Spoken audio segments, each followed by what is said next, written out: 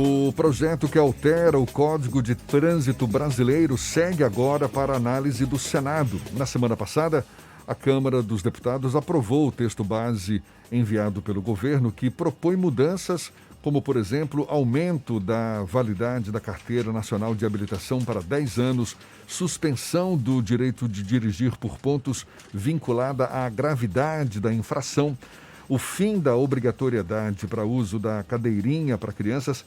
Esse fim foi retirado do texto. Bom, a gente fala mais sobre o assunto agora com o advogado especialista em trânsito, Danilo Costa, nosso convidado aqui no Issa Bahia.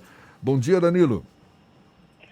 Bom dia, Jefferson. Bom dia, Fernando. Bom dia a todos os ouvintes do programa Issa Bahia. Danilo, um prazer estar aqui com vocês. Prazer todo nosso. Muito obrigado por aceitar o nosso convite. Esse é um projeto que já vem recebendo muitas críticas, uma vez que propõe uma flexibilização de regras que, segundo muitos especialistas, pode comprometer a segurança no trânsito e ainda com o agravante de estar sendo votado em plena pandemia, o que deveria ter a atenção dos parlamentares para projetos que analisam o impacto da pandemia. Como é que o senhor avalia esse projeto de lei que modifica o Código Brasileiro de Trânsito e quais impactos ele pode causar caso seja aprovado também pelo Senado e sancionado depois pelo presidente Jair Bolsonaro?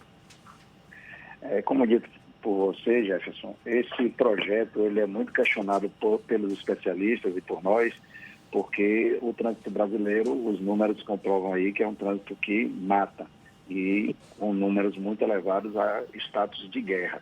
Então, qualquer flexibilização na área de trânsito é, para a gente, um absurdo, já que nós já temos números completamente contrários a essa flexibilização. Então, há cerca de um ano, essa proposta foi feita pelo governo federal, a partir do presidente da República, mas depois de uma votação e de um questionamento em várias audiências públicas de uma comissão específica, foi apresentado um projeto substitutivo, que melhorou um pouco o que foi originalmente proposto, mas mesmo assim a gente entende que não era o momento e os números não deixariam com que houvesse essa flexibilização.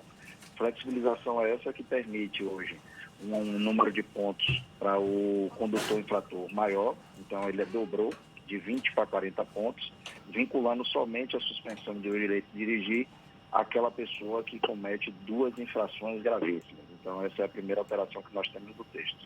A segunda alteração, que é mais significativa, que foi mais debatida, é a questão da validade da CNH, que anteriormente ela seria de 3 e 5 anos, hoje ela passou para 10, 5 e 3, de acordo com a faixa etária do cidadão.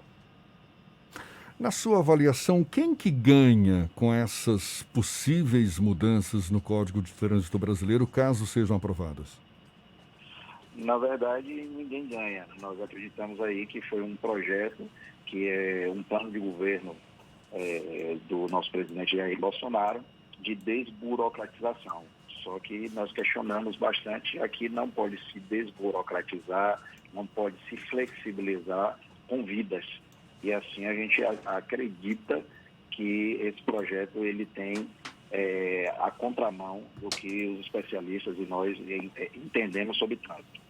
Essas mudanças, a questão das cadeirinhas, por exemplo, chegou a ser proposto via medida provisória, houve uma discussão se medida provisória, se projeto de lei. Esse tipo de debate feito de maneira assodada prejudica a população na avaliação do senhor? Com certeza, Fernando, porque hoje nós temos a ocupação dos leitos hospitalares em taxa elevadíssima decorrente de acidentes de trânsito. Então, isso acaba majorando os tributos que o cidadão paga, isso acaba deixando os leitos hospitalares ocupados por acidentes de trânsito e o cidadão hoje que circula nas vias, ele tem maior insegurança, tanto eles como seus entes queridos, ao circular pelos trânsitos das cidades aí de todo o nosso Brasil. Então, eu acho que é um projeto que traz prejuízos para o cidadão. Quanto à cadeirinha, ficou estipulado, eu acho que aí a gente teve um ganho, porque o projeto realmente teve algumas questões que flexibilizaram e outras endureceram, mas na razão, muito mais flexibilização do que endurecimento, e na cadeirinha nós tivemos a ampliação. Então, a criança hoje, ela precisará usar a cadeirinha até 10 anos de idade ou uma altura mínima. Então, nós tivemos aí um aumento da necessidade do uso da cadeirinha. No projeto original, nós teríamos que a cadeirinha não seria obrigatória e que a não utilização seria passível somente de advertência. E a questão da pontuação? Tem um debate muito intenso, as pessoas acham que a pontuação é algo é ruim porque tem gente que acaba prejudicado, mas a grande maioria da população nunca atinge a pontuação máxima. Essa ampliação da pontuação, o senhor também enxerga como negativa? Enxergo. A pontuação nós precisávamos passar por uma revisão como foi feita. Então, hoje um cidadão, para acumular os 20 pontos, ele adquire muito rápido, diferentemente do que você pensa. A suspensão do direito de dirigir, ela somente não atinge um número grande da população, porque os órgãos executivos de trânsito não fazem a tramitação dos processos com tanta velocidade. Então, às vezes, eu consigo ter a pontuação de 20 dentro daquele período anual, mas o processo administrativo para chegar até a suspensão da CNH, ele não é concluído. Então, às vezes, ou prescreve, ou eu só vou ser punido 1 ou 2 anos depois de ter atingido a pontuação, que é uma das falhas que nós temos aí no procedimento de suspensão de direito de dirigir. Já quanto ao questionamento do que foi enxugado, é porque hoje nós vivemos um Big Brother no trânsito. Então, qualquer infração que cometemos no trânsito, ele sim é autuado, vigiado, multado. Só que nós precisávamos tão somente do quê? De que essas vigilâncias fossem colocadas em pontos que realmente o cidadão está ali atentando contra a sua vida ou contra daquela pessoa que está interagindo com o trânsito. Não aquelas pegadinhas.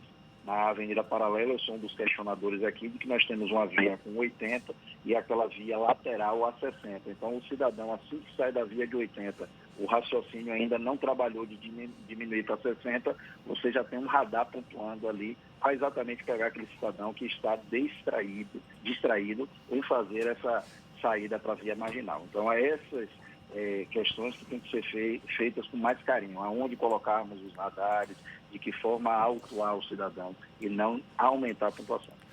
E é curiosa também essa discussão em torno da flexibilização das regras, porque o Brasil carrega a reputação de não punir como deveria punir os motoristas de fato infratores, aqueles que provocam acidentes fatais. São casos isolados, não é?